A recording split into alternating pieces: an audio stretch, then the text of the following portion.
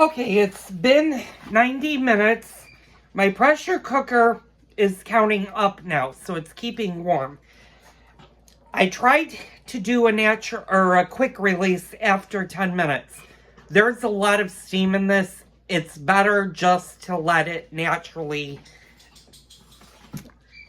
release on its own time. When I did a quick release, what happened is I had liquid that went all over the counter. It went on the floor. There's even a little bit on my refrigerator, and it made a mess. So if you're using the Instant Pot or a pressure cooker, let it do its own thing. It takes about 20 minutes. And I got a good chunk. I'm going to see if yeah, it's going to bubble up. Oh, it might now. Let's see how much pressure is built in. Yeah. When it starts to do a big thing like that, you're better off letting it release on its own. Yeah, that's what it'll do, and it is going to make a mess. So, I'm just going to let it do its own thing. Now, in the meantime, the corned beef on the stove is completely cooked. It's completely soft, and it's just hanging out. I'm actually turning it down to a simmer. Yeah, I'm going to show you guys what I mean. When your corned beef starts to peel like that, I don't know if you guys can see that. See how it cracked? That's what you want your corned beef to do. And that shows that your corned beef is fully cooked. So I'm just going to put the lid on, since I can't do anything with the Instant Pot quite yet. Because you remember when we made the beef stroganoff, as long as this button is up, you cannot remove the top. It should only take a few more minutes for it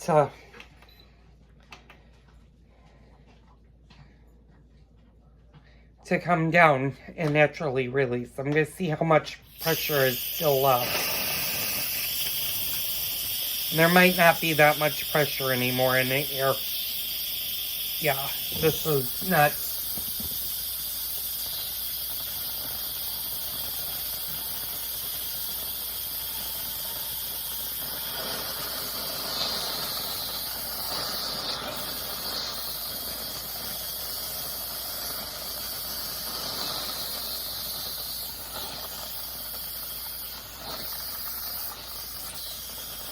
I have released a lot of the pressure, so this shouldn't make as big of a mess, although you can kind of see on the back side.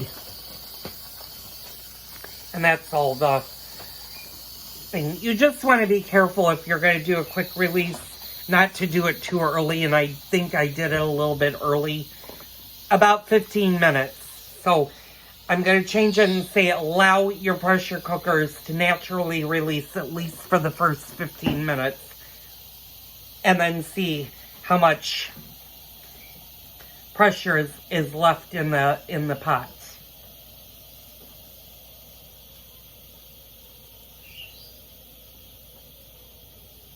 And there isn't much pressure left in the pot. So that button should go down in the next few seconds as it releases and comes to pressure.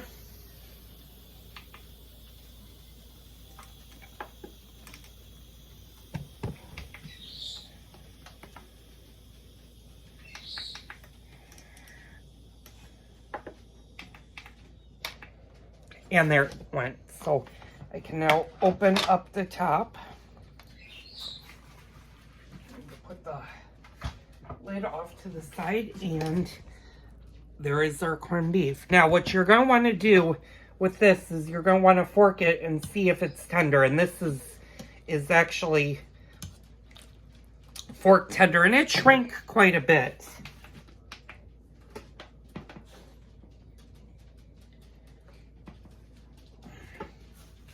Oh, and I pulled the cord out, I think. Yep, there we go. All right, so now what we're going to do is I'm going to get my platter out of the oven.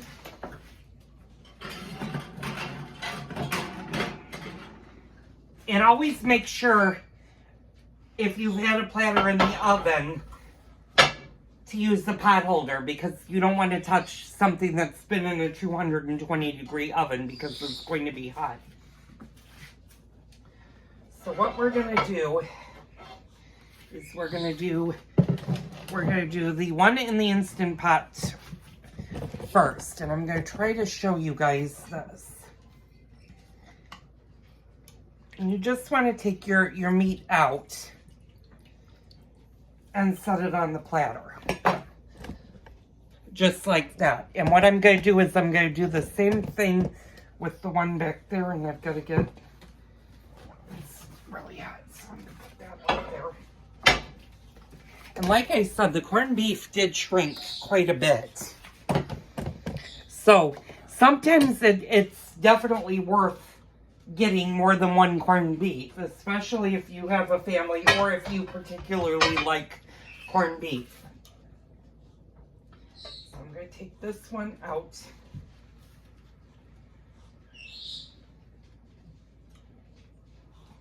And you will notice the difference in the color. The one up front right here is the one that we did on the stove, and the one in the back is the one we did in the pressure cooker.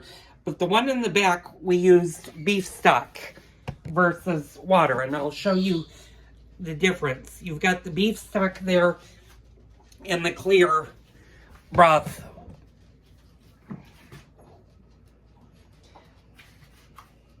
On the stovetop. I had to think there a minute. Okay, so now what I'm going to do is I'm going to place our corned beef back in the oven, and that's just going to keep it warm. Now I'm going to bring both of these up to a boil, and I'm going to go get our vegetables. So I'm going to stop this for a second. I'll be right back and show you what we're going to do. Okay, like magic, I'm back. I've got all of our vegetables. We're going to do a combination. I'm going to do some of the vegetables on the stovetop and some of the vegetables in the Instant Pot. So what I'm going to basically do is just add our vegetables in here.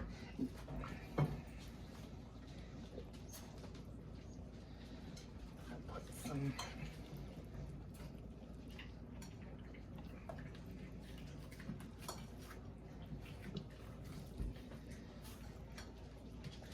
Now you might notice, and I'm going to show you this, that our cabbage is not completely covered, so I'm going to have to add a little bit of hot water to the stovetop just to cover the broth. And I add a couple more things. So I shouldn't have to add that much. And you're going to want to add hot water because you want this to boil.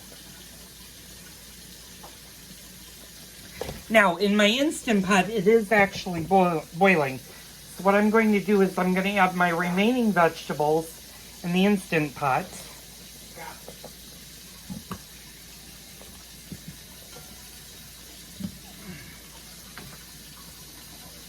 And we're going to just add all of our vegetables to the Instant Pot. And hopefully I can get this in.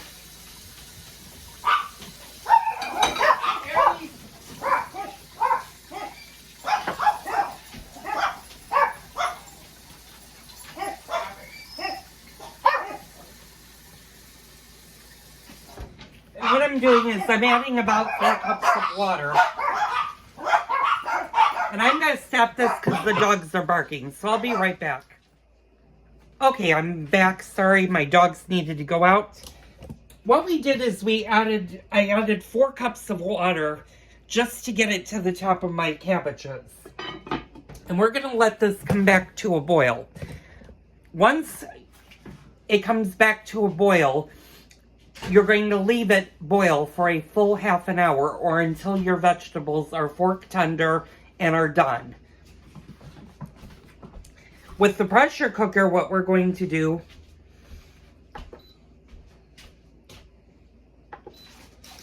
is we're going to put our pressure cooker on for 20 minutes.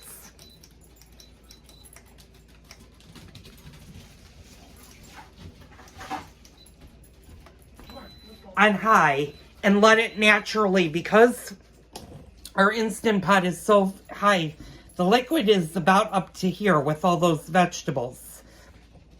So when it comes time to release the steam, you're going to want your Instant Pot or your pressure cooker to do it naturally and give it at least 15 to 20 minutes of pressure. Your vegetables will be fully cooked by that time.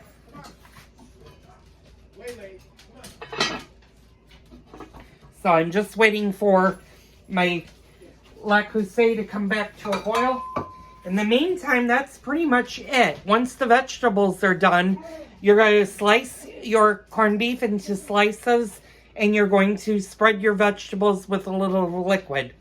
Like I said, you have a lot of liquid that you can actually get rid of, or you can turn it into a broth. If you want to make a vegetable soup, you certainly can do that. It has the spices from the corned beef and stuff. There are a lot of different things you can do with leftover corned beef. But I will let this finish, and then I will come back and show you guys the final product. Okay, y'all. I'm in the final process. That's from the Instant Pot, and I actually increased the temperature or the time a little bit too long. Start with 10 minutes, and when you let it naturally release, your vegetables are going to be totally cooked. The stovetop, however, is going to take a little bit longer. It's going to take roughly about a half an hour to do that. And again, I'm taking out, and I'm going to show you guys, those are our corned beef, and those are our vegetables. I'm going to actually put that down there. And our vegetables from the Instant Pot.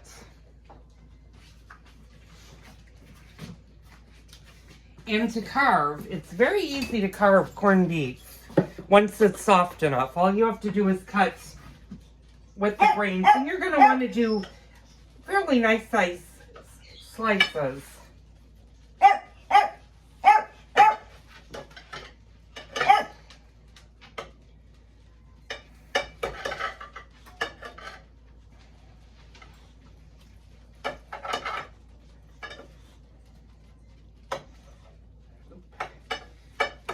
You know your corned beef is done when it starts to slide.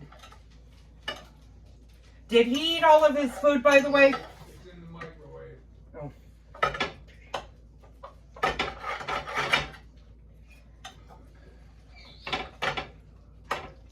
Yeah, my corned beef is so done that it's actually falling apart.